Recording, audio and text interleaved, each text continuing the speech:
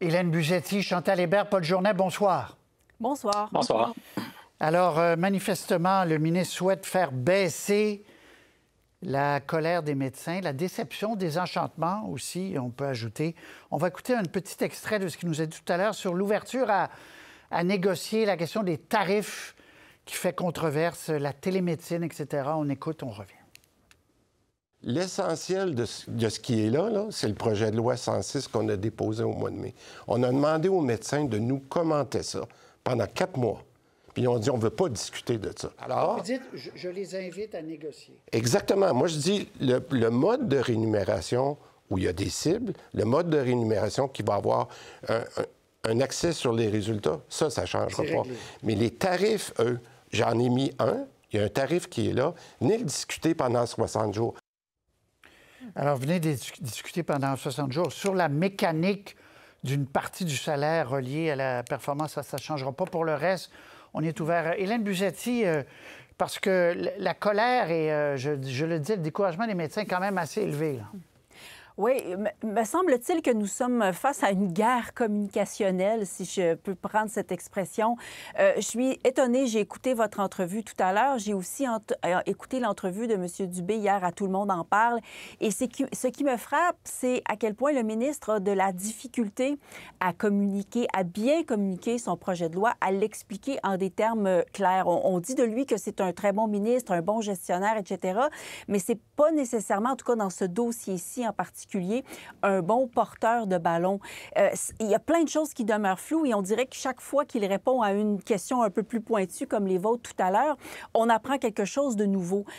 Il y a un déficit, donc, d'information de la part du gouvernement. On nous dit que ça sera peut-être réglé avec un briefing technique demain pour les journalistes, parce que si vous lisez seulement le projet de loi, bonne chance avec ça. C'est toutes sortes de phrases qui modifient notre loi. C'est incompréhensible pour le commun des mortels. Et de l'autre côté, vous faites face à une classe de médecins qui est très organisée et qui semble avoir eu, un peu comme des politiciens, des lignes de communication. Certaines des critiques que vous avez rapportées, on l'a entendu dans la bouche de plein d'autres médecins, cette critique-là, que je pourrais perdre jusqu'à 40 % de mon salaire à cause de la fin de la prime pour le premier rendez-vous. C'est quelque chose que beaucoup de gens disent, beaucoup de médecins disent, et je me pose la question, est-ce que c'est pas une ligne qui a été fournie par les fédérations de médecins? En soi, il n'y a rien de mal à ça, mais peut-être que finalement, tout le monde débat un peu autour de ce qu'il pense comprendre du projet de loi et pas nécessairement ce qui est vraiment dedans. Oui. Chantal? Oui. Sauf qu'à la fin, le lien de confiance, pour le peu qu'il y en avait, n'existe plus en ce gouvernement-là. Et pas seulement les fédérations de médecins, mais avec les médecins. Et donc, c'est le genre de projet de loi ou de loi auquel on peut survivre et avancer et reprendre le dialogue quand on a 3 ans devant nous. Mais là, on n'est pas dans ce scénario-là et on n'est pas dans le scénario où le gouvernement est dans une tellement bonne position de crédibilité dans l'opinion publique que les médecins se disent « on va reparler avec eux ». C'est peut-être la meilleure chose, d'ailleurs, parce qu'à la fin, quand on parle de médecins qui voudraient partir ou autres, l'idée que l'échéance électorale est tellement proche, ça pourrait inciter plusieurs médecins à se dire « je vais quand même voir venir ». Mais je ne crois pas à la possibilité d'un dialogue constructif entre les médecins et ce gouvernement quand on lit la sorte de loi spéciale qu'on a fait adopter vendredi. Paul? Oui, il y a les médecins, les individus et les fédérations. Les fédérations, malgré leur colère, s'il y a des modalités à négocier sur les règlements qui vont venir préciser comment on va appliquer la loi, évidemment qu'elles vont essayer de défendre leurs intérêts. Mais les médecins, eux, leur démobilisation est réelle et peu importe les détails qui pourront être négociés sur les règlements, ça ne changera pas. La seule chose qui pourrait les consoler, comme le dit Chantal, c'est l'idée que ce gouvernement ne durera pas encore très, très longtemps et que le temps que les règlements soient négociés, peut-être qu'il pourrait y avoir une campagne électorale puis que la prochaine personne qui va être premier ministre pourrait les modifier parce qu'un règlement, c'est facile à modifier. Mais sur l'ajout de communication, ce qui n'aide pas le ministre, c'est qu'il n'y a pas d'expert qui, en ce moment, est en train de le défendre. c'est un sujet qui est complexe, mais il y a beaucoup de gens au Québec qui le maîtrisent, des gens qui font des recherches, qui en font une carrière. Vous ne les voyez pas en ce moment à la télévision en train de dire « ce projet, cette loi est nécessaire ». Ils disent plutôt le contraire. Et la seule personne qui défend la loi est un gouvernement impopulaire. Donc, il y a un déficit, disons, de crédibilité dans la bataille de l'opinion publique. Parce que même si, bien sûr qu'ils vont continuer à travailler, les médecins, mais le petit pas de plus ou le 2 petits pas de plus qu'on donne quand on est heureux au travail, résumons ça comme ça, disons qu'il y a un point d'interrogation. Et l'autre point d'interrogation, c'est combien décideront de... Les offres d'emploi tombent, là, comme la pluie au Québec. Là. Il y a des gens à qui j'ai parlé, déjà les hôpitaux de Toronto, en Outaouais, à Ottawa. Il y a on verra combien. On verra combien, Hélène, mais c'est possible.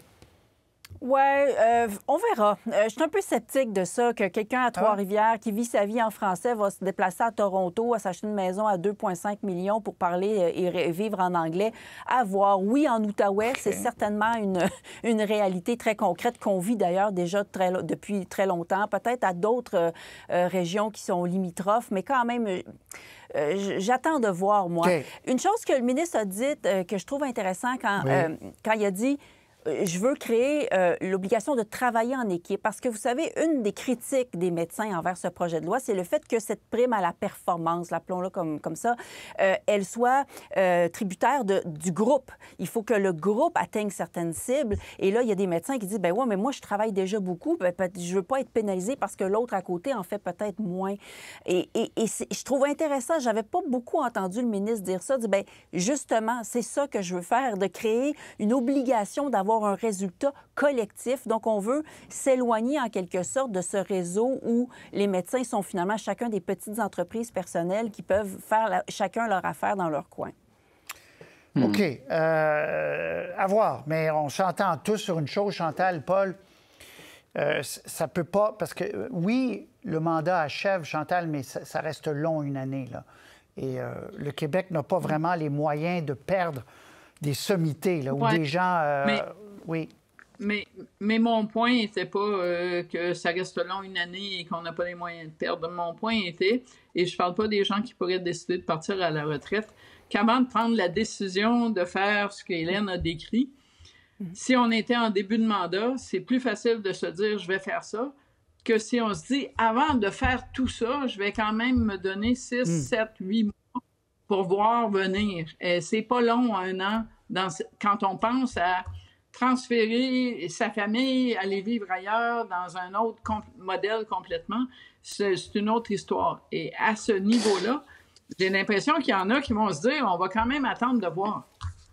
Et pour ajouter à ce que Chantal dit, Pablo Rodriguez a dit en fin de semaine, moi, je la scraperais, j'utilise son mot, je la scraperais, cette loi. Peut-être que ça pourrait en faire durer certains en espérant une élection libérale. Oui, Paul Saint-Pierre Plamondon a dit le mécanisme qu'on peut revoir le mode de rémunération, c'est quelque chose de légitime, Paul, mais le problème, c'est la manière. Là, je résume grossièrement. Alors, à voir. Paul, conclusion là-dessus. Oui.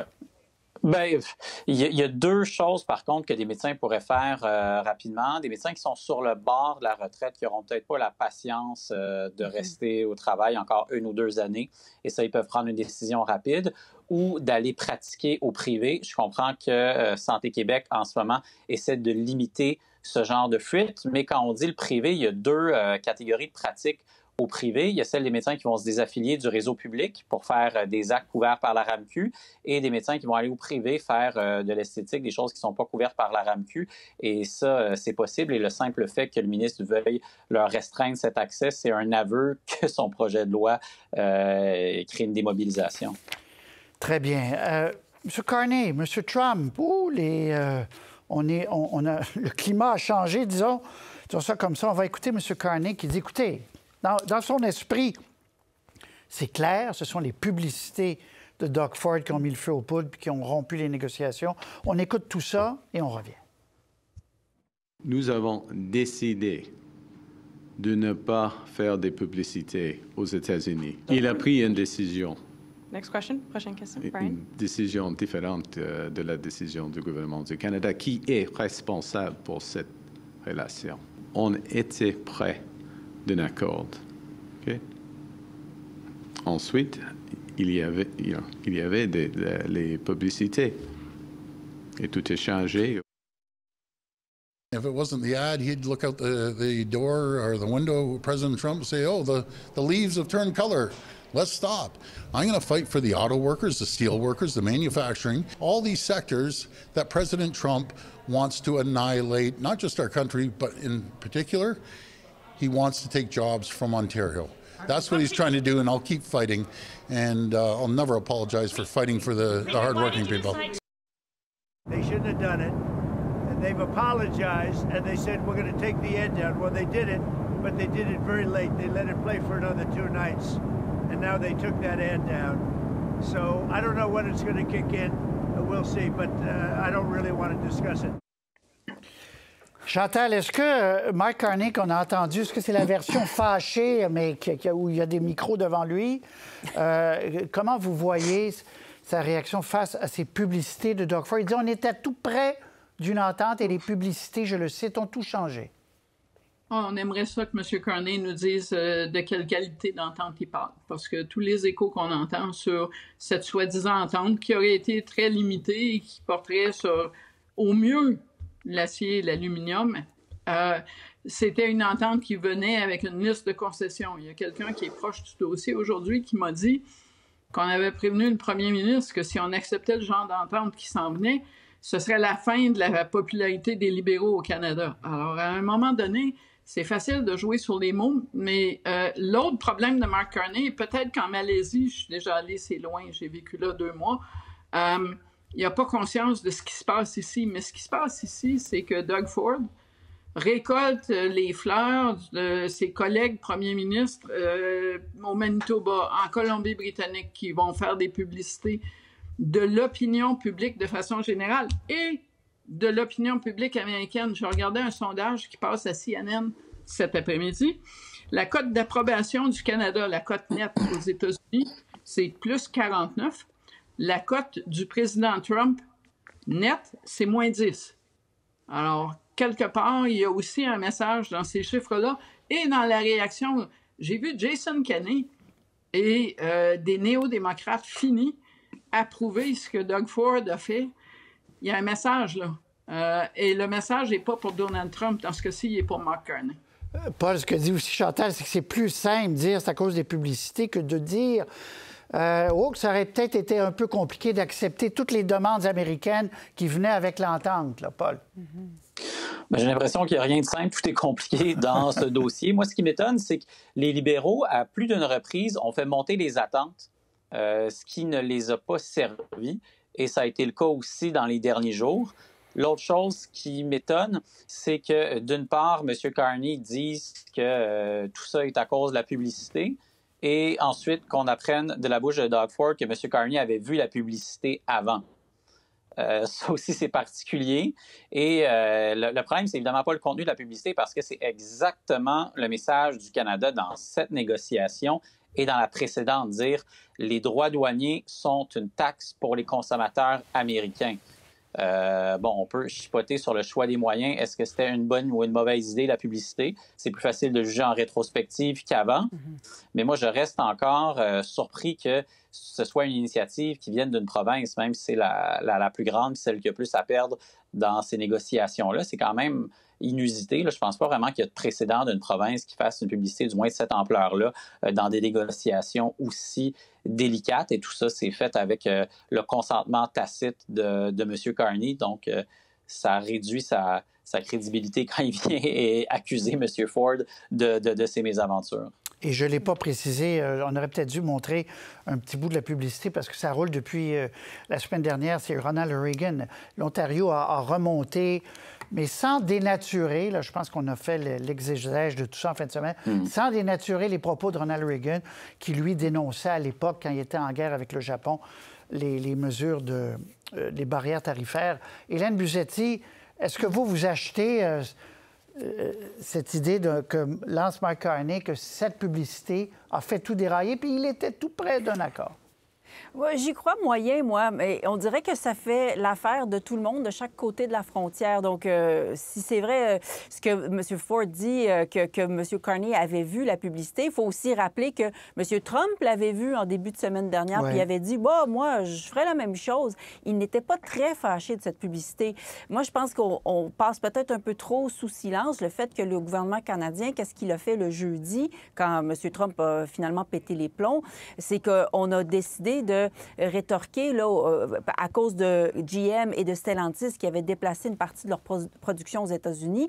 On leur a diminué leur droit d'importation de certains véhicules ici au Canada, libres de contre-tarifs, les mesures tarifaires qu'on avait instaurées en réplique aux États-Unis. On a réduit de manière substantielle leur quota d'importation. Alors, il y a peut-être de ça aussi. Le fait aussi que M. Trump aime, c'est une de ses stratégies de négociation, de rompre les négociations pour peut-être déstabiliser l'adversaire, faire en sorte qu'il revoie peut-être à la baisse ses demandes. Alors, moi, je pense que c'est beaucoup plus complexe que juste une publicité. Ceci dit, c'est intéressant ce que Chantal disait sur le fait que certains premiers ministres qui sont dans l'équipe Ford, il faut aussi rappeler qu'il y en a qui ne sont pas dans l'équipe Ford. Je lisais Danielle Smith en Alberta, qui disait « Je suis contente qu'il ait retiré cette publicité ».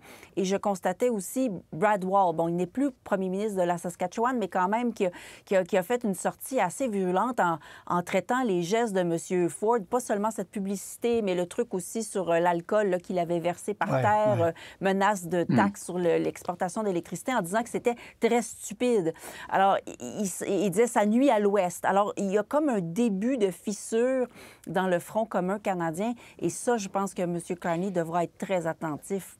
Et c'est quand même un contexte particulier, Chantal, à quelques jours du budget fédéral, important budget fédéral, que de se faire dire par Trump, j'ai pas envie de te parler. Là. Donc, ça change le ton de l'histoire, là. Je pense que le gouvernement aurait voulu avoir des progrès à montrer, si on peut appeler ça des progrès, de se faire dire « je vais te battre moins fort en échange de concessions », parce que c'est ça le vrai contexte des négociations. Néanmoins, pour M. Carney, politiquement, entendons-nous, avoir Brad Wall et Danielle Smith qui disent la même chose que lui, c'est pas idéal. Pas de journée. Conclusion, il n'y en a pas de formule magique. Non, mais pour Doug Ford, c'est-à-dire, il était déjà, peut-être qu'il a mis le mot est trop fort, là, mais il était déjà pas beaucoup aimé par M. Wall et Mme Smith. Donc, je pense que la publicité n'y a rien changé. Et rappelons que la punition additionnelle de Donald Trump, ça ne reste qu'une menace. Il continue de l'évoquer sans savoir s'il l'appliquera et encore moins quand, comme on l'a entendu dans l'extrait dans l'avion. Exactement. Hélène, Chantal, Paul, à très bientôt. Merci beaucoup. Au revoir. Merci. Au revoir. Au revoir.